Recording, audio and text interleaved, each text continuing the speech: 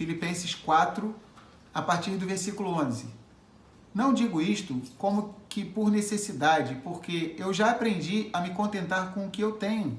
Sei estar abatido e sei também ter abundância. Em toda maneira e em todas as coisas estou instruído, tanto a ter fartura como a ter fome, tanto a ter abundância como a padecer necessidade. Tudo posso no Messias que me fortalece. Então, olha onde está inserido esse versículo aí, que o pessoal bota em adesivo de caminhão, né? Então, geralmente, tudo posso naquele que me fortalece. Eu posso comprar um carro blindado. Tudo posso naquele que me fortalece. Posso comprar um jatinho, posso comprar uma lancha, né? Posso ter isso, posso ter aquilo. Mas será que a pessoa também está entendendo? Tá? Que antes de Filipenses 4,13, os versículos de cima estão falando que tanto pode ser na abundância quanto na escassez. Ou seja, então geralmente as pessoas usam esse versículo como chavão, né? Posso todas as coisas naquele que me fortalece, né? Já na sua cabeça, tipo assim, eu posso só ser rico, só ser curado, só prosperar, né? E não entende, tá? O plano de fundo, o contexto dessa frase, tá? Do apóstolo Paulo. Então vamos lá, vamos voltar para Parashá Razino. Então vamos lá. Essa Parashá, ela vai mostrar que o Criador ele vai enquadrar Israel, tá? Ele vai estar enquadrando Israel, mas depois de um certo ponto da Parashá a gente vai ver a misericórdia dele, tá? Então vamos lá. Deuteronômio 32:4. Justo e reto ele é. Este versículo constitui uma das crenças fundamentais do povo de Israel, que é o reconhecimento da justiça divina, mesmo quando não conseguimos compreendê-la. Por isso, seu conteúdo faz parte do Tziduk Hadin, palavras de aceitação do decreto de Elohim diante de alguém que acaba de morrer. Então, para quem ainda não sabe, a gente fala diversas vezes. Quando morre alguém, o que nós falamos? Que nós que somos israelitas falamos o quê? Baruch Dayan Haimet. Bendito seja o juiz da verdade. Ou seja, não podemos atribuir injustiça ao Criador. Por que aquela pessoa morreu? Por que? O Criador foi injusto, aquela pessoa era isso, era aquilo. Não, ele sabe de todas as coisas. Podemos prantear, podemos chorar. A gente vai ver que quando Aharon, né, e Moshe morreram, né, o povo pranteou eles muito, tá? Devemos sim prantear pessoas que são bênção em nossas vidas, mas jamais podemos considerar que o Criador foi injusto, tá? Então, nós precisamos entender isso. Por quê? Nesse capítulo 32, versículo 4, olha que bonito que diz. Deuteronômio 32:4. Ele é a rocha, Tsur, cuja obra é perfeita, porque todos os seus caminhos são justos. Elohim é a verdade e não há nele injustiça. Justo e reto ele é. Ou seja, então, ele é reto, ele não se desvia nem para a direita e nem para a esquerda. Então, uma comparação boa para o Criador é o quê? É como se fosse a marquise. A marquise serve para proteger a gente de um sol muito intenso ou de uma chuva muito intensa, tá? Se a gente estiver sendo escaldado pelo sol muito forte ou tomando chuva muito forte na cabeça, tá? Então, o versículo que fala, né? Seja Elohim verdadeiro e o mentiroso. Isso aí, né? Romanos 3:4 fala, seja Elohim verdadeiro e mentiroso todo homem, quando fores, se tu quiseres prevalecer quando fores julgado. Ou seja, se as coisas estão erradas, não é a marquise que saiu de cima da nossa cabeça, o Criador como se fosse a marquise. É nós que saímos o quê?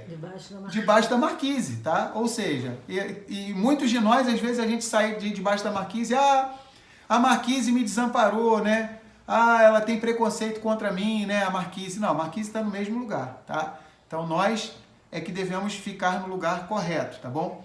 Então, olha que coisa interessante. Assim como Moshe, né? Como Moisés, ele estava no seu último dia de vida, ele queria ficar aqui para ajudar o povo de Israel. Sabemos que a geração, né? E é muito provável que a nossa geração assista ao retorno do Messias, tá? Então, nesse caso, nós seremos transformados. Mas o caminho natural de toda a terra, de todos os seres humanos, é o quê? É um dia ter que morrer, tá? Exceto essa geração que antecederá a vinda do Messias, tá? Será transformada nos ares. Mas então, vamos lá. Vamos prosseguir. Versículo 7, Deuteronômio 32:7. Então, Moshe fala assim, lembra-te, ele está conclamando Israel, lembra-te dos dias da antiguidade, atenta para os anos de muitas gerações, pergunta ao teu pai e ele te informará, e aos teus anciãos, e eles te dirão. Então, Moisés, ele tá fazendo uma coisa muito interessante que a maioria dos povos não tem, que é o quê? É honrar os mais velhos, os anciãos, tá? Então, é um mandamento da Torá, diante dos cabelos brancos, te inclinarás, ou seja, então a mitzvah, nós nos inclinarmos diante daqueles que têm cabelos brancos. Se existem 5 pessoas, tá? 5 pessoas, um exemplo, tá? E só tem uma cadeira, tá? Quem é a pessoa que deve sentar naquela cadeira, tá? Com certeza que não são os mais jovens, tá? Com certeza que é o mais velho. Ou seja, então a gente vê que a nossa sociedade está tão corrompida, vivemos dias tão estranhos em que as prioridades estão invertidas, tá? Muitas vezes vão deixar o ancião, né, a pessoa que é mais velha, de pé e vão botar a criancinha para sentar. Ah, tadinha da criancinha, né, e tal, que não sei o quê. Só que a criancinha tá cheia de vitalidade, tá? Tem muitos anos de vida pela frente, vai fazer até bem para ela ficar em pé, e o ancião já batalhou a vida inteira, então é mais justo que ele sente. Então a Torá fala, te inclinarás diante dos cabelos brancos, ou seja, diante dos anciãos. E tem 2 explicações, tanto o ancião que é ancião pela idade, tá? Essa interpretação, quanto até mesmo aqueles que são jovens, tá?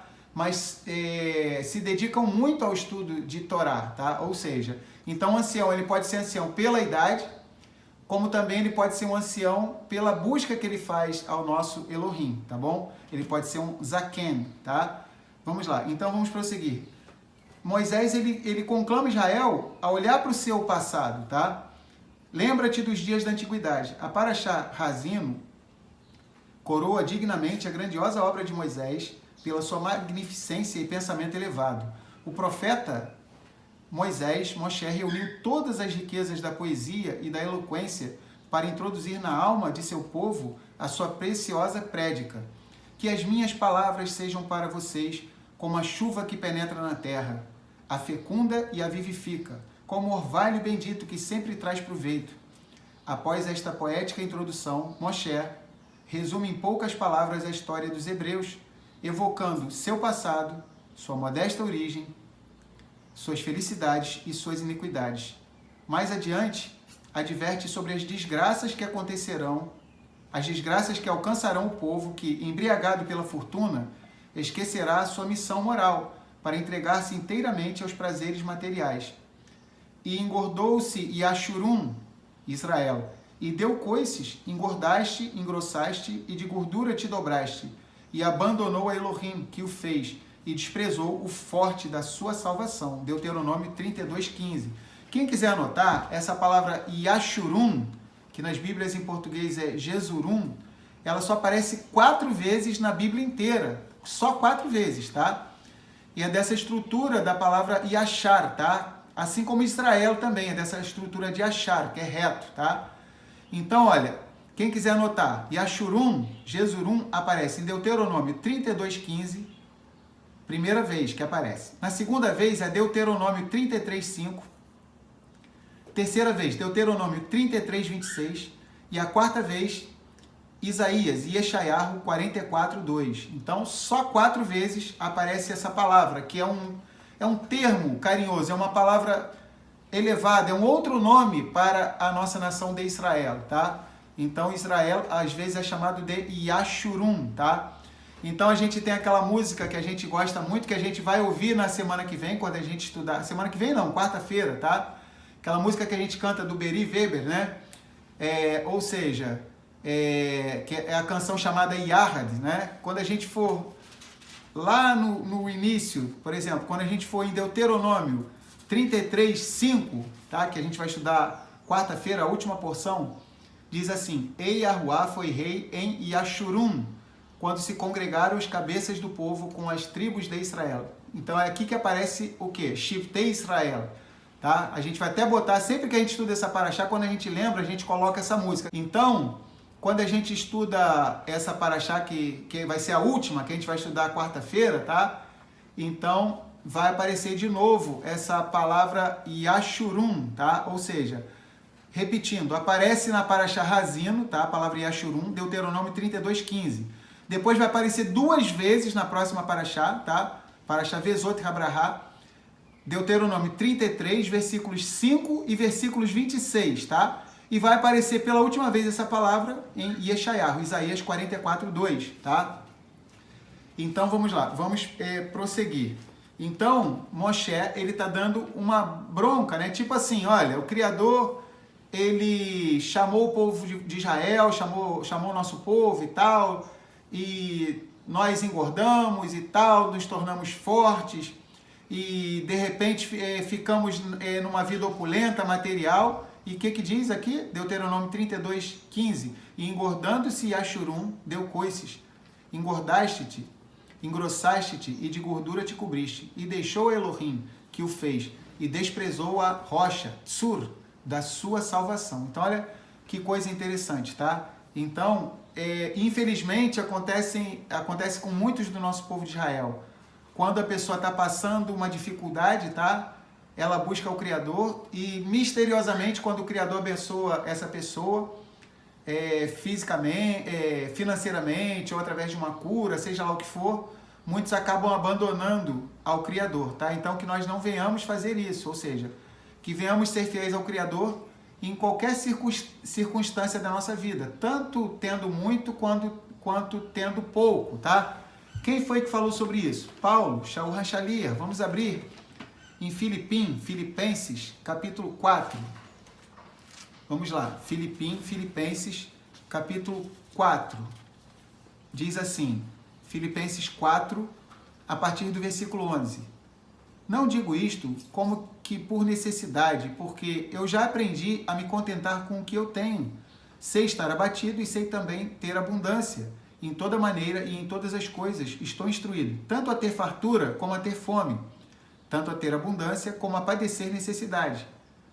Tudo posso no Messias que me fortalece. Então, olha onde está inserido esse versículo aí, que o pessoal bota em adesivo de caminhão, né? Então, geralmente, tudo posso naquele que me fortalece. Eu posso comprar um carro blindado. Tudo posso naquele que me fortalece. Posso comprar um jatinho, posso comprar uma lancha, né? Posso ter isso, posso ter aquilo. Mas será que a pessoa também está entendendo? Tá? Que antes de Filipenses 4,13, os versículos de cima estão falando que tanto pode ser na abundância quanto na escassez. Ou seja, então geralmente as pessoas usam esse versículo como chavão, né? Posso todas as coisas naquele que me fortalece, né? Já na sua cabeça, tipo assim, eu posso só ser rico, só ser curado, só prosperar, né? E não entende, tá? O plano de fundo, o contexto dessa frase, tá? Do apóstolo Paulo. Então vamos lá, vamos voltar para Parashá Razino.